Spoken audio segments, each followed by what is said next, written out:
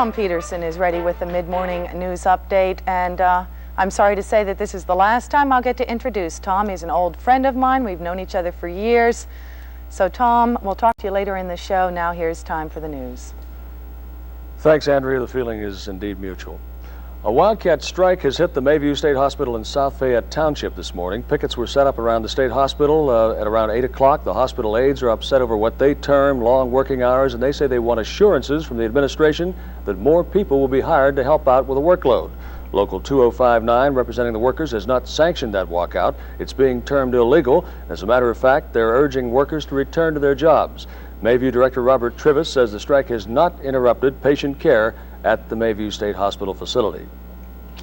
There's another strike this morning, this one in downtown Pittsburgh. Representatives of Local 29 Service Employees Union have struck at the U.S. Steel building downtown, the city's largest office building. The workers are janitors and maintenance personnel. Just uptown from the U.S. Steel building, though, there's good news this morning. A tentative settlement has been reached in the strike at the Civic Arena. Local 188 of the Service Employees Union has come to terms on 6 of 7 major points in a new contract. The 7th point apparently poses no major stumbling block to settlement of that strike, and the union members will vote on the tentative pact tonight at 7 o'clock at the Civic Arena. The Hillman interests have offered to take back the ill-fated Ohio River Park on Neville Island. In making that offer to the county, Hillman Company not only offered to retake possession of the park, but also proposes to clean up that park of its toxic wastes, if possible, and then to reoffer the park back to Allegheny County. Hillman Company also said it would place $2 million in an escrow account to be turned over the county in 3 years if the park cannot be made environmentally safe. The county has spent some $2 million so far on development of that site. U.S. Attorney Robert Sindrich here in Pittsburgh says his office has begun an investigation into the question of price fixing of salt by salt suppliers here in the Pittsburgh area. He said there is no reason to suspect at this time any illegal activities, but says he has had numerous complaints. In particular, he wants to look at the bidding procedure required by municipalities in the sale of salt to those localities, which apparently is being avoided, at least in some cases. The average annual women's salary in this country is $9,000 compared with a men's average of $15,000. Women now total 45 million in the U.S. workforce, but in many cases their jobs are dead-end jobs. One of the hopes is in franchising or other self-businesses. That's the subject of a Women's Opportunity Seminar at the Hyatt Pittsburgh at Chatham Center tomorrow from 10 in the morning until noon, sponsored by Baskin-Robbins Ice Cream Company. Good Day Pittsburgh producer Linda Warren asked one of the seminar speakers, Gloria Sklansky, what special qualities a woman needs to succeed in business. All right, in franchising, generally in any kind of business, a woman shouldn't be doing something unless she really loves doing it. I've been talking with women all over the country who have Baskin-Robbins franchises, and the thing they say they like most is that it's a happy business. And they can also take their skills as homemakers and decorators and people who work well with teenagers and convert it into money. Women are realizing now that money and power are not dirty words. They like it. It's okay to be aggressive, right? It's okay to be assertive, and there's a difference. There is a difference. How come women get trapped in so many low-paying jobs? Is it something they're raised with, that they must be the supportive person? Is it very hard for them to speak up and say, my rights are important? It's traditionally been hard for women to do that kind of thing, and women are also trapped in the low-paying jobs, the ones that are called the female job ghetto. And a female job is anything that pays less than a man would do it for. It's very difficult for a woman to make a lot of money. Women make 58 cents for every dollar that men earn in comparable jobs. One of the few ways women can make more money, make as much money as they'd like, as long as they're willing to put the energy into it, is by going into business for themselves. But that's risky sometimes. What are some of those risks? Do we have to have a large amount of capital to put out in the beginning to get our franchise? Okay, well, obviously nobody's going to put cash into a business. What you're going to do is buy. The Pennsylvania Public Utility Commission has issued an unprecedented order against a 3 Mile Island utility. The PUC said yesterday Metropolitan Edison Company has 20 days to show why its operating permit for the disabled 3 Mile Island nuclear power plant should not be terminated for financial and safety reasons. The Public Utility Commission said it will make a decision before the end of the year.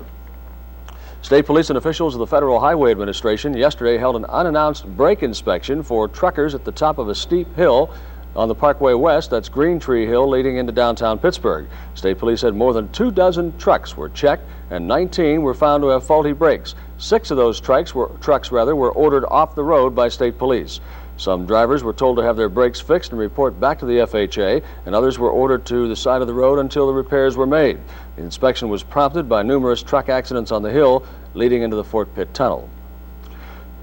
A Westmoreland County man, 22-year-old Mark Bauman of Greensburg, was pronounced dead on arrival at a Grove City hospital last night after a one-car accident on Interstate 79 north of the Slippery Rock exit in Lawrence County. The Labor Department will release October's jobless figures today, and most economists are predicting rising unemployment in the coming months here in the United States. And Andrea, for the second Friday in a row, I have to say farewell to a very dear friend. Best of luck to you in Youngstown. You're going back from whence you came, and we'll certainly miss you around here, Gal. We'll talk a little bit later. Yeah, we sure will. Thank you, Tom. Thank you very much. Today, providing grist for our grist mill, Don Jack, our roving reporter on the American Trail, is going to take us to Newark, Delaware, and the story about grist milling. Here's his update. The American Trail, presented by Agway and its farmer owners across the Northeast, growing food for America. Every morning for the past 50 years, Charlie Golt has opened a valve at Diet Mills in Newark, Delaware, and the mill has come alive. Charlie is a miller, the head miller at the mill, and the valve that he opens permits water from the Christiana River to flow in. The water turns the turbines, which run the pulleys, that turn the belts, that run the rollers, which grind the wheat and corn into flour and cornmeal. What is this contraption, Charlie? It looks like a giant flour sifter. Yeah, it's a sifter. It takes the flour out of the wheat. I mean, grind the wheat up downstairs, then comes up here and it takes the flour out of it. There's 9 sections sizz in here. And it takes the flour from the wheat. What's happening in there? What's going down through there? Oh,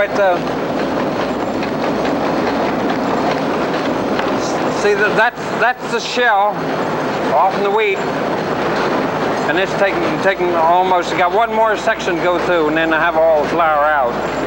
Now, what have you used to grind that wheat into that flour? Have steel rolls. There's rolls, and they run together, and they mash it up. Didn't mills used to use big stone rollers at one time? Yes, they use stone rollers. We had one in up to 31. Mr. Dunn got rid of it. It was slow. Has it changed in 50 years, milling? Well, it may change other places. It hadn't changed here. It hasn't? No. Why not? I don't know. Sort of antique, I guess. Is this the equipment they were using 50 years ago? Yeah. Still doing the job? Yeah. Yeah, still doing the job, right. If I wanted to learn to be a miller, if I were to become your apprentice, what would I have to learn, Charlie? Well, you'd have to come up and see if the belts are all on, see if these leggings haven't been shook off. Sometimes you shake them off, look around, see if the feed's coming down the spouts. You've been here for 50 years. Yeah. What brought you here in the beginning? Well, I don't know. Looking for a job, I guess. Yeah. Did you have any idea you'd stay a half a century? No, I know. There was a man here, he'd been here for 15, 20 years. I thought, well, I'll stay here that long. What's kept you here? I don't know, just going from day to day. The pulleys keep turning here at Dyed Mills. The rollers keep grinding. Charlie keeps checking the flour as he's done for 50 years. And tomorrow morning, he'll open the valve, and the valve that he opens permits water from the Christiana River to flow in. The water turns the turbines, which run the pulleys, that turn the belts, that run the rollers, which grind the wheat and corn into flour and cornmeal. I'm Don Jacks on the American Trail with Charlie Gault in Newark, Delaware. The American Trail, brought to you by Agway, feeding animals on the farm so your family can have wholesome food to eat and drink, feeding family pets for the health and energy they need. Agway nourishes animals with years of experience. Agway, pioneering in animal nutrition.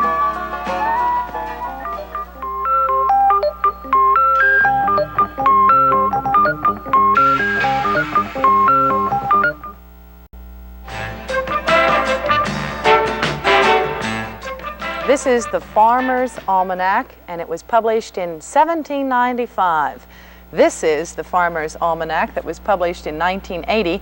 It's the 108th, published in 1980, right? It's the 1980 edition. It's the 188th edition of the Farmers Almanac. And this morning on Good Day Pittsburgh, we're happy to welcome the editor of this publication, Judd Hale. Welcome. Oh, nice to be here, Andrea. This is the oldest continuing Yes. publication in America. Yes, it is. America's oldest continuously published. It's interesting. Before the show, I went through this 1795 almanac, and I thought I was going to be in heaven because I just love historical things. And it's just fascinating, the kinds of things that were mentioned in here. We saw interest rates at 6% in 1860. We've come a long way from 6%. Yes, that particular copy, I think, sold for a nickel. But it's possible, too, that that was more expensive than $1 is today. I don't know. Yeah, really. But we have an almanac for every year since 1793, which is when it began. Calendar, C-A-L-L-E-N-D-A-R. And, of course, useful with that squiggly little S that looks like an F in those days. Yes. Tell me how this new almanac is different. Well, there's more pages in it, but basically it is the same format, the calendar pages, the astronomy. Of course, in the old days, the weather was in rhyme on the calendar pages. Now we have specific weather forecasts for 16 regions right across the country. Let's get to that right now. Are we going to freeze this winter or be stuck in snow? Well, we think that November will be very cold, and December somewhat the same, a big snowstorm at Christmas time. Good. White Christmas. White Christmas, so forth. But then January, we're forecasting a very, very warm month with lots of rain, great deal of precipitation, which, because it'll be warm, will be rain, not snow, we would think. So, so does that mean that Old Man Winter's wrath is delayed and we're going to have snow in April? Well, yes, we do think it'll be a late spring and kind of a wintry March, but we'll have plenty of snow. And winter weather is just going to be up and down, very cold and then very warm. But the month of January will be specifically warm, 9 degrees above average temperature, we think. We hope you're right. We're tired of cold and lots of snow. Judd, beyond the fact that weather patterns are always changing because that's the nature of climate, do you think that pollution, thermal and natural pollution, and some of the other things that are happening in the upper atmosphere, satellites, et cetera, are throwing off the weather patterns? Because really they're different. Yes, I think everything has an effect. There are so many things that influence the weather that when we do our forecast, and we base it principally on the sun, the activity that's coming from the sun, we just haven't gotten down so far as where we can take into account the effect, for instance, of a new dam, which would back up a great deal of water, which would have an effect on the weather as the clouds come over the water. And things like natural pollution, like volcanic eruptions, for instance, pollute the atmosphere and have an effect on the weather. But we need to get a little bit further along in our research and so forth before we can be that detailed, you know, in that type of thing. Something that hasn't changed is this little hole in the almanac, which it costs us $60,000 to put that in. Every year we kind of, myself and Rob Trowbridge, the publisher, it's a family business, and we say, do you think we should put the hole in there this year? Or do you think we should have $60,000? And we've opted for the hole every year. The tradition is very important with the old Farmers Almanac. I mean, people expect it to be the same. I know we changed the moon signs because we ran out of the old sign that we had. This is the indications of the phases of the moon about 3 years ago. And somebody wrote me and said, I wish the person that changed those moon signs had died before he'd done it. People don't want the almanac to change at all. No, they don't. So it's important that we keep And of course, this hook was to put it up on in the barn or wherever the tools were. That's right. Yes. What type of accuracy rate do you have on the weather? Well, of course, the weather it's very subjective. I know, say we predict rain for November 15th through the 19th, and it rains 2 of those days. Would you give us 50% or would you give us 100%? It's very subjective. But I do think that the overall forecast for the season, for instance, when we say it'll be very warm in January, this type of forecast, we are very accurate. Read last year's almanac and the year before, and you know what happened. Very quickly, I want to show our viewers this. This is a Bennington Bible. Yes. Which you tell me belonged to one of the Robert Thomas, right? Robert B. Thomas, in whose name we still publish this almanac. And what he did was he poured hot liquid in here and held it like that, and it was an old thermos, really. Yeah, it was made in Bennington, Vermont. It was called the Bennington Bible. And yeah, it's a nice, easy way to keep your hands warm. It says departed spirits. we will depart right now, and we will be right back to talk about the spirit of the Old North Side.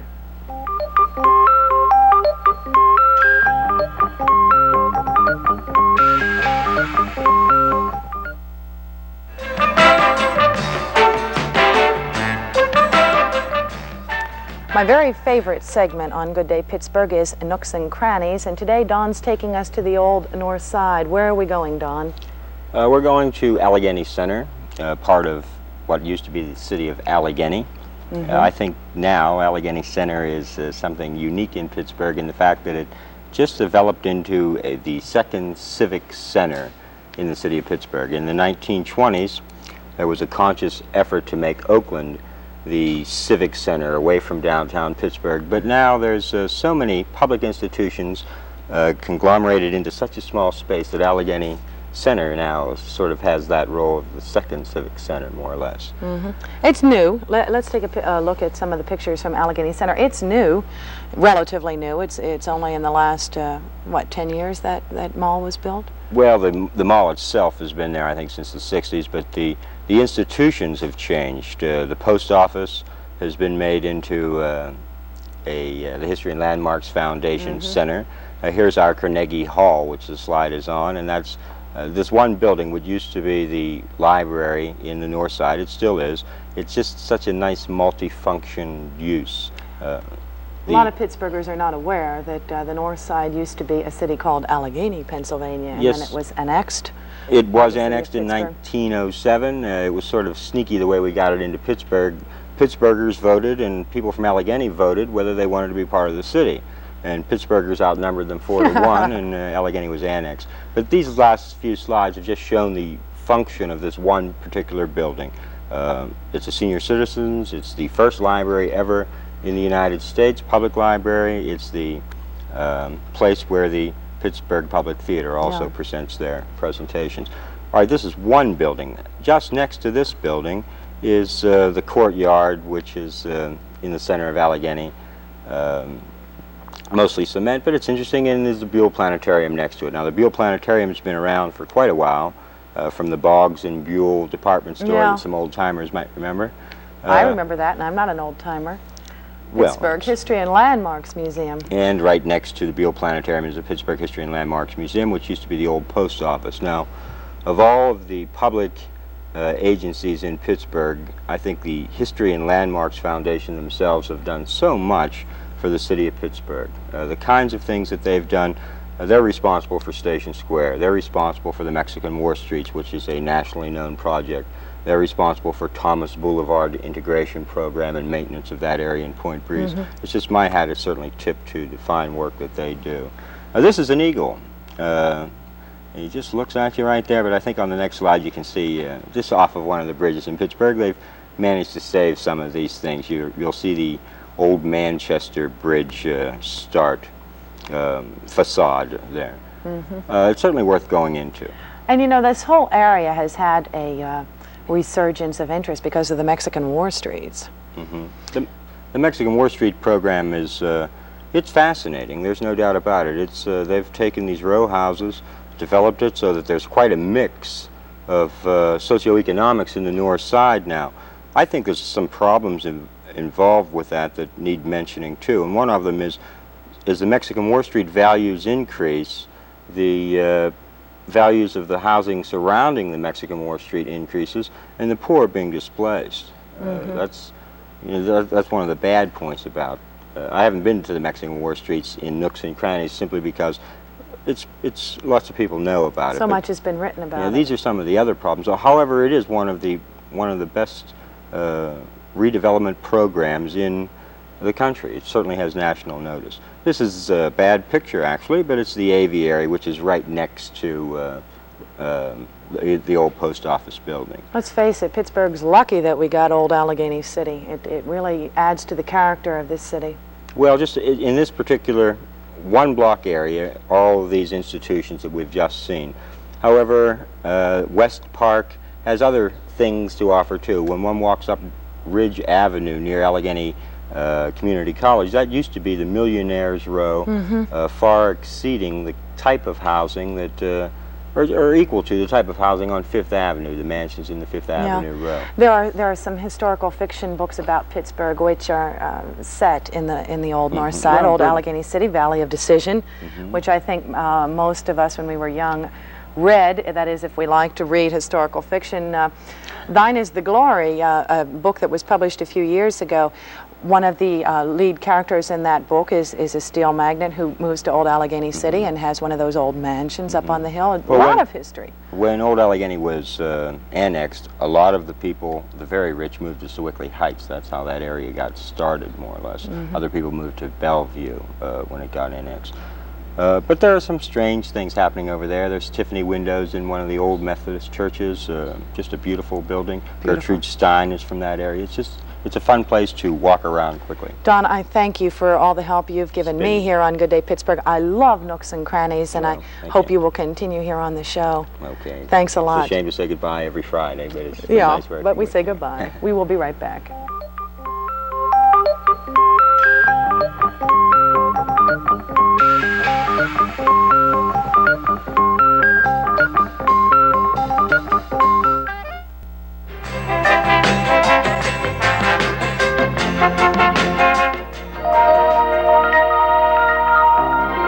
November 2nd, Aries. Take advantage of some good fortune which may come your way today. Welcome a surprise. Taurus. If something has been misplaced, this is the day to look for it. Gemini. Some good news from a family member can make you very happy. Share your joy. Cancer. Do not permit any obstacle to stand in your way in pursuing a business matter now. Leo. Social matters can go very well today if you take charge of the plans. Virgo. Accept an unexpected gift for the home. It can be enjoyed by the whole family. Libra. A family friend may have a secret to tell you. Offer your congratulations. Scorpio. An unusual business opportunity may be available to you today. Take it very seriously. Sagittarius. Make a special effort to attend a social event. It could be very enjoyable. Capricorn. A project you started long ago can bring good results now. Be proud of yourself. Aquarius. Some interesting information can come your way if you listen while others speak. Pisces. Talk with a well-informed person today. It could be to your personal advantage. Unfortunately, today we also say goodbye to Harriet Friedlander here on Good Day Pittsburgh. She's provided lots of enjoyment for lots of Pittsburghers. Harriet, thank you for everything you've done for us here at the show. And if you're interested in meeting Harriet, go down to the Sign of Aquarius bookstore in Shadyside. She's a beautiful person who's very interesting. With me now in this final segment is Tom Peterson. Tom and I go back a long time, perhaps all of 6 months. No, I mean 5 months here. That's right. That's not true. And about 5 years. 5 years. 5 years. Worked together in Youngstown, Ohio. Great town, great news town. At WYTV Channel 33, which is where I am going starting Monday. Back to Does that mean that I'm no further ahead than I was 5 years ago if I go back to the same station? I think it's great because you're going to be doing the kind of thing that you like to do and the thing that you do best, and that is investigative reporting. Do you remember how I used to have to kind of pull the reins in on you every now and then? No, I don't remember that. You don't remember that. You come in with all these facts and all this information about it. You wanted to expose the water department, and then we had to take it step by step, and I'd say, now wait, A-Dub, make sure you got all your facts straight. But you are good. You're good at that. We were always right. Do you remember the time that you got a call at home? Somebody was very concerned that Andrea was looking into gambling involving some public officials. That's right. And remember the next week your car was blown up? Oh, it was not. No, but we did My have. mother's There were watching this, please, Tom. quite a few of those incidents up there, though. Yeah, it's a town that needs an investigative reporter, and I truly feel a commitment to telling some things, and I'm anxious to get up there. Great town, great people. I love the people in that town. And it's very familiar, going back to the same station, the ABC affiliate. Tom was the news director there, and Tom was my boss, and I was a rookie reporter. And I can honestly say that, Tom, you taught me so much, and your association has been beautiful. Thank you. And to be able to work with you here here again at WPGH is fantastic. I wish it could have lasted longer. You know, if anyone ever asked me about Andrea Wood's job performance, I always tell the story about how I used to send you out for 2 stories, and you'd come back with 4.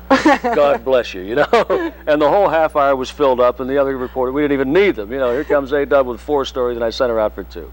It was a great experience. It was fun. It really was fun, and I'm looking forward to getting back to Youngstown because I have so many friends up there, people that mean an awful lot to me, and people say, how can you like Youngstown, Ohio? How could you possibly like it? And all I can say is that I love it. I'm a Pittsburgh native, and it's a little Pittsburgh, and it's very much like Pittsburgh. The people really are the is. same. It's a people are shot in nice. the beer town, if you will, down-to-earth people, a working town, working class town, steel. It's great. And you find that news is really covered better in small towns. I think a lot of times there's more of a public commitment, more of a need to get involved in the community, and that's what I like. Tom, again, thank you. Best of luck to you, babe. That's for me, and this is for the staff and the crew.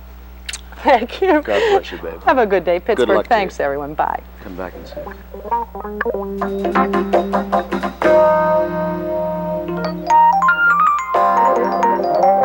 This has been Good Day Pittsburgh with Andrea Wood and Tom Peterson with news. Join us each weekday morning at 9:30 for a special blend of features and interviews on Good Day Pittsburgh.